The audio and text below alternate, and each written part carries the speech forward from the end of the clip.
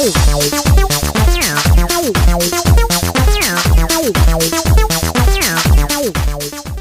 नमस्कार, ज्ञान Sindhu coaching classes पे आपका बहुत बहुत स्वागत है। जैसा कि हम आजकल आपको संस्कृत दिग्दर्शिका के प्रश्नों को हल करवा रहे हैं, तो आज उसी श्रृंखला में ऋतु वर्णनम पाठ का प्रश्नोत्तर हम लेके आए हैं। बहुत ही आनंद आने वाला है, बड़े ध्यान से सुनिएगा, कॉपी में नोट्स भी करते रहिएगा। तो प्रारंभ करते हैं।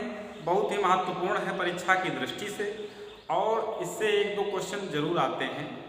2021 की बोर्ड की तैयारी आपको करनी है, लगे रहिए। आज से अगर आप सोचेंगे तो ही आगे बहुत अच्छे मार्क, अगर आपको 90+ हिंदी में लाने हैं तो आज से ही, किसी भी विषय में हो, आज से ही अगर आप प्रारंभ करेंगे तो अवश्य ही अच्छे अंक प्राप्त कर पाएंगे।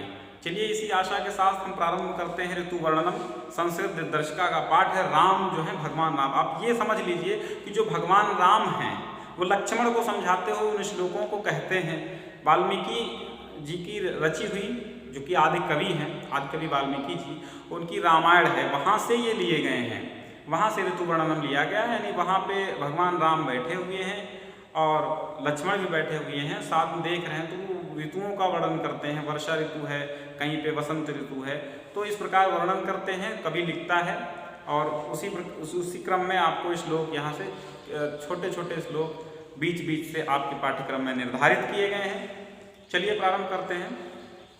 तो जो वर्षर्तौ गगनम कीदृशम भवति, इसका अर्थ जब आप हिंदी अनुवाद समझ लेंगे तभी बिल्कुल आप प्रश्नों को हल कर पाएंगे। हिंदी अनुवाद नहीं समझ पाएंगे तो प्रश्न आपको गलत भी हो जाएंगे आपके, और समझ भी नहीं पाएंगे और याद भी जल्दी नहीं होंगे। इसलिए सबसे पहले तो इसका हिंदी अनुवाद, किसी ने खूब अच्छी बात कही है कि उत्तर याद करने से पहले प्रश्न याद कीजिए। जब प्रश्न आपको याद हो जाएगा तो उत्तर खुद ब खुद याद हो जाएगा। ठीक है, तो पहले प्रश्न पे ध्यान दीजिए कि वर्षर्तौ, और इसी में हम आपको व्याकरण भी समझाते रहेंगे। वर्षर्तौ क्या है, इसका अगर हम विच्छेद करते हैं तो इसका क्या हो जाएगा, वर्षा और धन ऋतु। ठीक है, ये वर्षर्तौ ऐसे बनता है। वर्षा ऋतु अर्थात वर्षा ऋतु में गगनम, गगनम का मतलब तो जानते हो आकाश मंडल। कीदृशम माने कैसा, कीदृशम माने कैसा, आकाश मंडल कैसा। भवति का मतलब सभी जानते हैं। ठीक है, हो जाता है या होता है। तो वर्षा ऋतु में आप जानते हैं जब वर्षा होती है तो क्या होता है, अंधेरा होता है, बड़े घनांधकार होता है। तो उसी प्रकार आपको लिखना है घनोपगूढ़म अंधकारपूर्णम च भवति।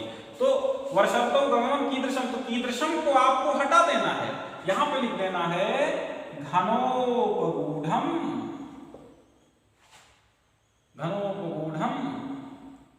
अंधकारपूर्णम च, और ये भवति। यहां इस शब्द को हटाना है, इस शब्द को लिखना है। बाकी आप यहां से शुरू करेंगे उत्तर में। वर्षर्तौ गगनम घनोपगूढ़म अंधकारपूर्णम च, और फिर यहाँ पे भवति लिख देंगे, यही वाला भवति उठा के। यानी आपको प्रश्न वाला शब्द है जो आपसे प्रश्न करता है, उस शब्द को हटा देना है। बाकी उसी के स्थान पे आपको अपना उत्तर लिख देना है और पूरा का पूरा वही उतार देना है। बस इस प्रकार आपका उत्तर हो जाता। दूसरा प्रश्न देख लीजिए। वर्षर्तौ निद्राम विहाय, निद्राम का मतलब जानते हो नींद। विहाय माने त्याग कर, इसका मतलब जान लीजिए त्याग कर। निद्रा त्याग कर के नदंती, के माने कौन, नदंती माने नाद करते हैं। ठीक है, नाद करते हैं। कौन नाद करते हैं, कौन नदंती, कौन आवाज करते हैं। वर्षर्तौ के नदंती, कौन आवाज करते हैं। तो वर्षर्तौ निद्राम विहाय, जानते हो कौन टर टर करता है, मेढक करते हैं। तो वर्षर्तौ निद्राम विहाय के नदंती, तो के को आप हटाइए और यहाँ प्लवगाह लिख दीजिए, बस आपका उत्तर हो जाएगा। प्लवग माने मेढक होता है, और प्लवगाह माने बहुत सारे मेढक। बालक, बालकाह, सूर्या, जैसा कि बालक के बहुवचन में बालकाह, और प्लवग के बहुवचन में प्लवगाः, अर्थात बहुत सारे मेढक जो हैं वो टर करते हैं, नदन्ति माने नाद करते हैं। तो आपको लिखना, उत्तर में आप क्या लिखेंगे, वर्षन्तौ निद्रां विहाय प्लवगाः नदन्ति। इस प्रकार आपका ये उत्तर हो जाएगा। कैसा लगा कमेंट बॉक्स में जरूर बताते रहिए, और अच्छा अगर लग रहा है तो भैया शेयर जरूर कर दीजिए, ताकि और भी जो गरीब बच्चे हैं उनको भी कुछ लाभ मिल जाए। चलिए, हेमंते, हेमंत जानते हो, हेमंत, हेमंत ऋतु जिसको देहात में हेमंत कहते हैं, तो हेमंत वही होता है जाड़ा, ठीक है। तो हेमंते जलचारिणा, अब जलचारिणा मतलब जल में चलने वाले, चारिणा का मतलब क्या होता है, जल में चलने वाले। तो जलचर पक्षी जो होते हैं, जले, जले माने जल में, ठीक है, जल में।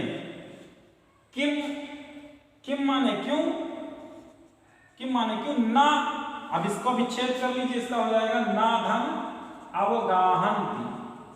अवगाहन्ति का मतलब होता है स्नान, ठीक है, या नहाना, स्नान या नहाना।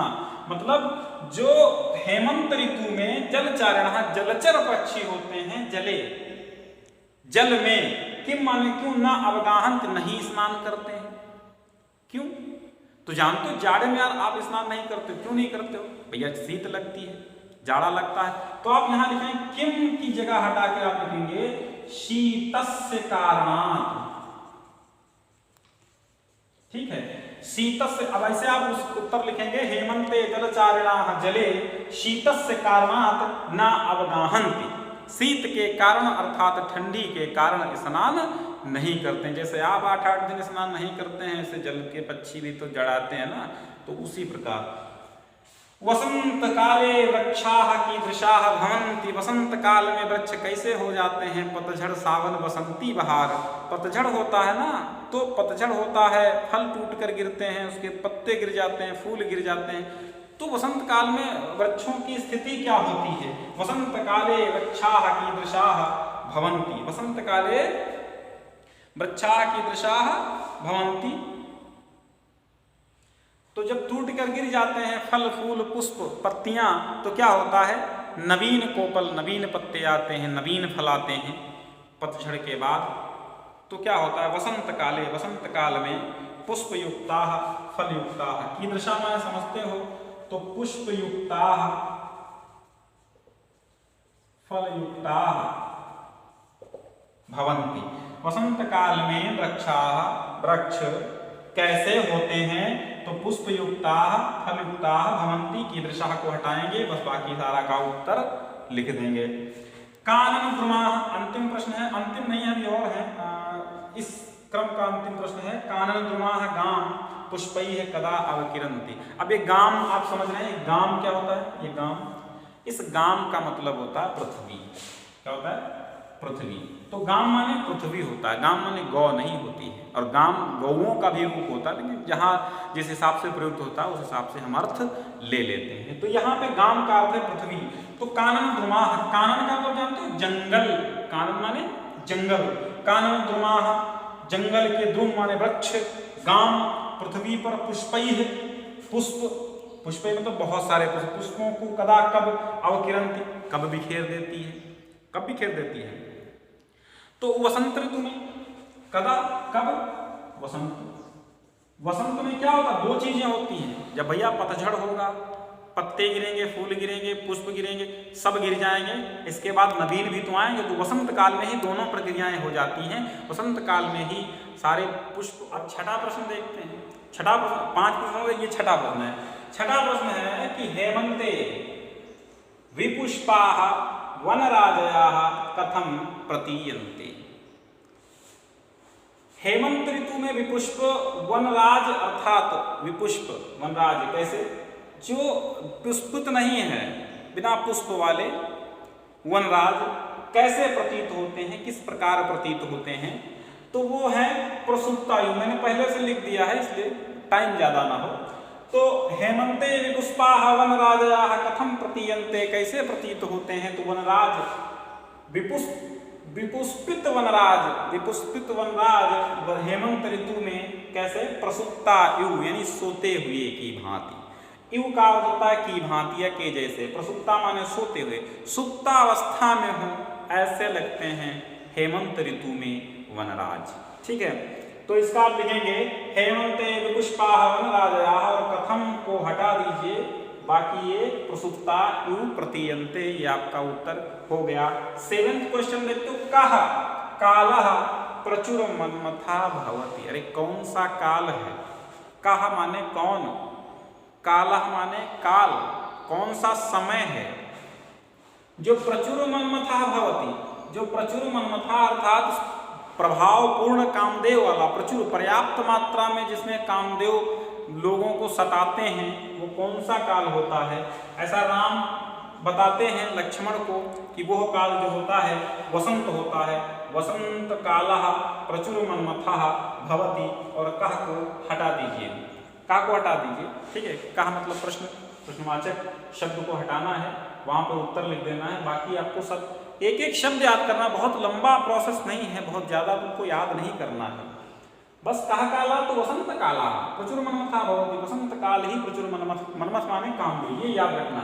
मन्मथ माने क्या होता है? कामदेव। चाहे तो आप स्क्रीनशॉट लेते रहिए, कोई दिक्कत नहीं, आप स्क्रीनशॉट ले लीजिए, नोट्स नहीं बनाने हैं तो ठीक।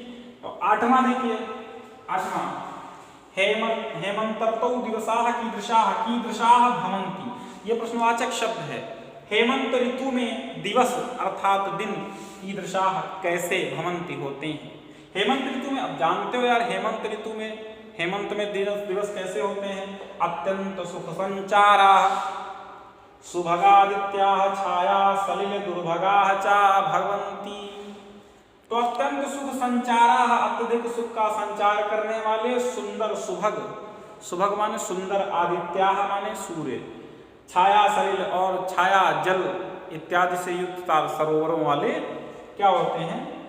हेमंत ऋतु के दिवस होते हैं। बहुत सरल है, कठिन नहीं है। अत्यंत सुख संचाराः सुभगादित्या की दृशा को हटा देंगे।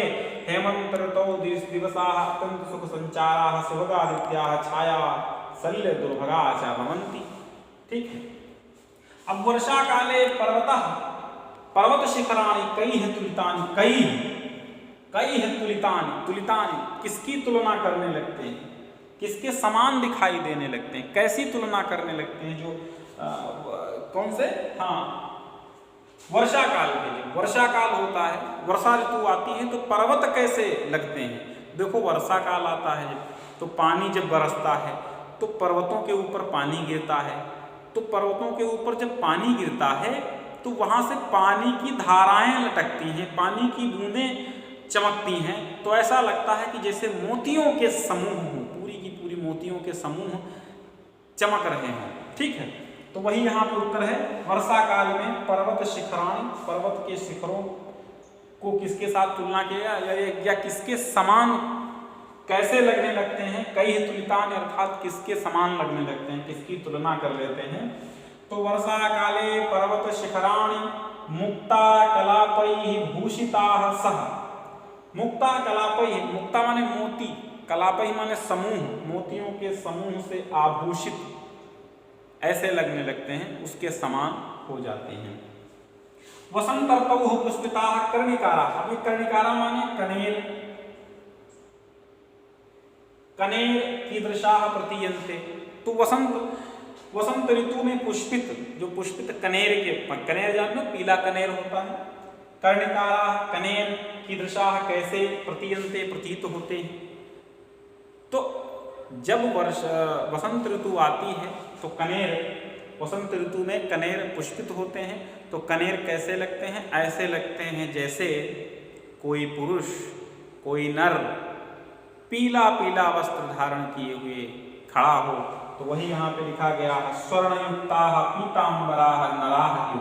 कैसे लगते हैं? वसंत ऋतु में पुष्पित कनेर कैसे लगते हैं? ऐसे लगते हैं जैसे स्वर्णयुक्ताः की दशा को हटाओ, यहाँ पे इसको स्थापित करो।